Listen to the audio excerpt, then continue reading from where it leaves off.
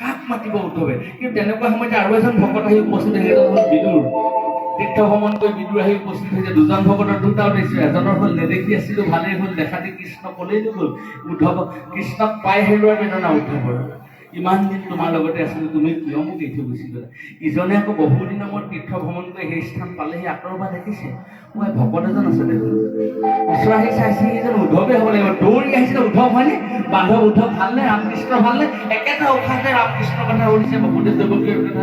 যিমানে কৃষ্ণ কথা উদ্ধৱক বিদুৰে সুধিছে, সিমানে উদ্ধৱৰ হৃদয়ত থকা বুকুৰ জুইটোৱে ডাঙৰ ডাঙৰকে জ্বলিছে। আমি কোৱা নাই, শ্ৰীমদ ভাগৱতে কৈছে। আৰু এইবিলাক নাম এনেকে গাবলৈ কোৱা ব্যক্তিজনে মুখৰ খনিকৰ চাই। আৰু খনিকৰ চাই মোক কৈছে এইবিলাক নাম তই তত্ত্বপূৰ্ণ হিচাপে গাবি। মই তত্ত্ব তেখেতে কোৱা দৰে গাবলৈ মোৰ আজিও সামৰ্থ্য নাই, আৰু হয়তো জনমতো নহয়। এতিয়া বাৰে বাৰে ভাবিছোঁ উদ্ধৱক বিদুৰে ইমান ধুনীয়াকে আহি পিনে সুধিছে। তেতিয়া বিদুৰক উদ্ধৱে কৈছে, এনেই মৰিলো ঋষি সাপত, তাতে দিলাহি যেন ধানৰ ভাপত, প্ৰভু আমাৰ ওচৰত নাই নহয়। আজি খনিকৰ চাই নৰদিনা শেষ কৰি বদুন্ধুলি গুচি গ'ল। আজিৰ পৰা 4 বছৰৰ পাছত বা 2 বছৰৰ পাছত খনিকৰ চাৰ অসমৰ এজন মুঠা ফটা ব্যক্তি। কোনোবা এজন ব্যক্তিয়ে টেলিফোন কৰি মোকে সুধিব, মই বিশ্বাস আছে, গগৈ খনিকৰ চাৰ নম্বৰটো আছে নেকি? আমাৰ তাত ভাগৱত উদ্বোধন কৰিব লাগে, নলবাৰীত ছাৰ আহিব পাৰিব নেকি? তেতিয়া মই কি বুলি ক'ম যে ছাৰ নাই নহয়। কি বুলি ক'ম? সেই বাৰ্তাটো কেনেকৈ দিম? সেই বাৰ্তাটোকে শ্ৰীকৃষ্ণৰ বৈকুণ্ঠ পুৰাণৰ বাৰ্তাটো উদ্ধৱে বিদুৰক দিছে। কি বুলি দিছে? শুনাহি বিদুৰ প্ৰাণৰে বান্ধৱ প্ৰভুৰ প্ৰিয়াত নাম, এৰি নৰলীলা বৈকুণ্ঠে চলিলা, এৰি নৰলীলা বৈকুণ্ঠে চলিলা, এৰি নৰলীলা বৈকুণ্ঠে চলিলা, এৰি নৰলীলা বৈকুণ্ঠে চলিলা।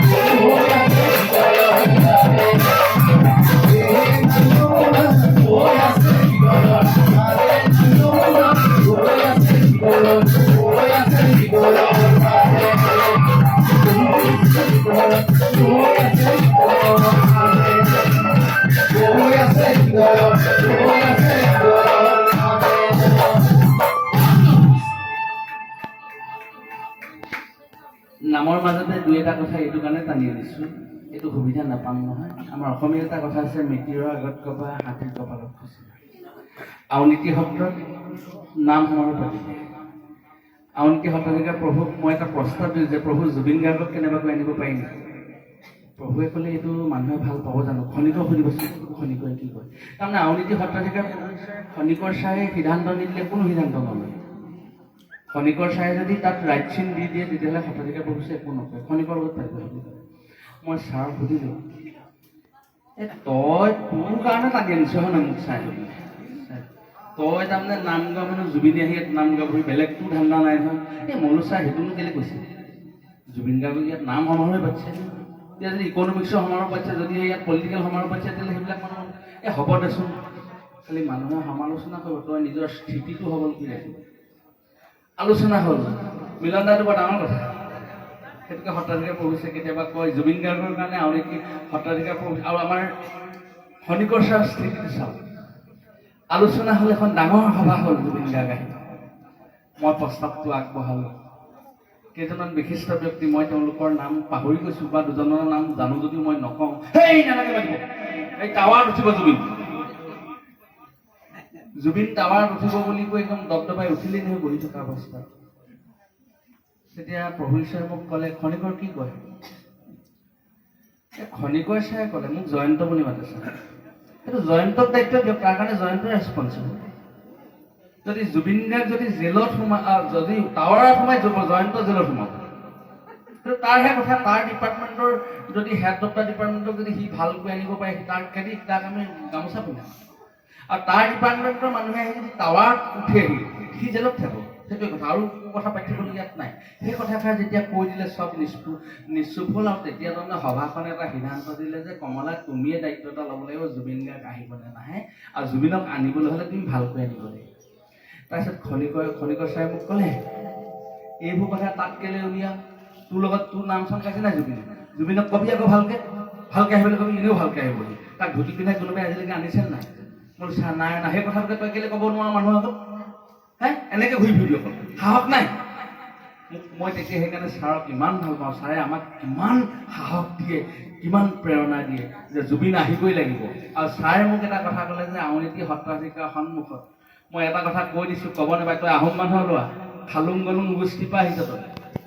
আউনীআটী সত্ৰাধিকাৰে তোক ভাল পোৱাটো, তোক মৰম কৰাটো তোৰ জীৱনৰ ডাঙৰ তোৰ ন পুৰুষলৈকে তই মৰিলে ভোজ নাপাতিলেও হ'ব। ছাৰে মোক সেই বুলি কৈছিল, তোক আউনীআটী গোসাঁই ভাল পায়, তই আউনীআটী গোসাঁই তই এনেকুৱা এটা পৰীক্ষা দেখুৱাই দে, জুবিনক আনি দেখুৱাই দে, ভালকৈ জুবিন আহক, জুবিনে ভালকৈ ইয়াত আউনীআটী সত্ৰাধিকাৰক সন্তুষ্ট কৰি থৈ যাওক, ৰাইজক সন্তুষ্ট কৰি থৈ যাওক। তোক ক্ৰেডিট পাৰিবি নোৱাৰ, যদিহে নোৱাৰ সেইবোৰ নকৰিবি আকৌ, আৰু মানে নমৰিবি। ছাৰে মোক তেনেকৈ কৈছিলে। ছাৰৰ কথাবিলাক তেনেকুৱা, তাৰমানে সেই ছাৰৰ কথাবিলাক এনেকুৱা। ছাৰ এনেকুৱা, মই ছাৰ আপুনি মোক আশীৰ্বাদ কৰক। ছাৰে তেতিয়া সত্ৰাধিকাৰ প্ৰভু কি ক'লে মই নাজানো, সত্ৰাধিকাৰ প্ৰভুৱে পাছদিনাখনি মোক কিবা কেৱল বস্তু কেইটামান দি পইচা 1000 দিলে। ছাৰে আকৌ মোক এনেধৰণে উলিয়ালে আৰু পঞ্জাৱী চোলা পৰা, ধেৰ মানে পইচা নাই নহয়, বুঢ়া হ'ল, পইচা পাতি নাই, তই কাইলৈ গুৱাহাটীলৈ যাবি নি? পইচা 500 লৈ যা। মই ছাৰ 500 কেনেকৈ যাম? আকৌ এই ওপৰত যাবলৈ চালে, ইয়াৰ পৰাও টকা 200 উলিয়াই ছাৰে মোক দিলে, যাবি খালি কামবোৰ ভালকৈ কৰিবি। জুবিন গাৰ্গে আহি নাম গাই গ'ল, চব ছাৰে জুবিন গাৰ্গৰ দৰে শিল্পীক কিমান ভাল পায়। মই সেইকাৰণে ছাৰৰ পবিত্ৰ আদ্যাচৰত এই কথাকেইটা এইকাৰণে উপলব্ধি কৰা কথাকেইটা ৰাইজৰ আগত অৱগত কৰিছোঁ। ছাৰ মোৰ কাৰণে এজন দেৱতা আছিল, আমাৰ কাৰণে ছাৰ এজন দেৱতা আছিল। ছাৰে মোক কয়, তই ধলিনক এৰি নিদিবি আকৌ, আমাৰ চাৰিঙত লোহাই খনিকৰ বুলি মানুহ এটা আছে, তই পাইছিল নাই জানো পাই। এতিয়া চাৰিঙত টোকাৰি বজাই ফুৰা মানুহ এটা আছে, ধলিনক পাইছে, মোৰ টোকাৰি গুৰু, এৰি নিদিবি, এইবোৰ এৰি দিব, শিপা নাপাহৰিবি কাহানি। বাৰে বাৰে ছাৰে মোক সেই কথাবিলাক কয়। আজি ছাৰৰ পবিত্ৰ চৰণে শ্ৰদ্ধা আৰু সেৱা নিবেদন কৰিছোঁ। এই নামবিলাক কাজকৰ্মত এনেকুৱা নাম গালে ছাৰে ভাল পায়। সুনাম বৰুৱা ছাৰ, ছাৰৰ সৈতে লাহিং হায়াৰ ছেকেণ্ডেৰী প্ৰিন্সিপাল, ছাৰৰ সৈতে একেলগে ছাৰ সুনাম বৰুৱা ছাৰ ঢুকালে, ছাৰৰ সকামত নাম গালোঁ, এই বৈকুণ্ঠ পৰাণী নাম গালোঁ। ছাৰে মোক কৈছে, ঐ জয়ন্ত, নামবোৰ ভালকৈ গাইছে দেই, নামবোৰ ভালকৈ চিলেকশ্যন কৰিছ, মই ভাল পাইছোঁ মানে। আৰু মৰা সকামত দেহবিচাৰ নামবোৰ গাবি, দেহক যে বৰ্ণনা কৰি গায়। সেইকাৰণে ছাৰৰ আত্মশুদ্ধিৰ কাৰণে মই ৰাজীৱক দেহবিচাৰ নামভাগ গাবলৈ অনুৰোধ জনাইছোঁ। নামৰ মাজতে কথা কৈছোঁ, বেয়া নাপাব দেই।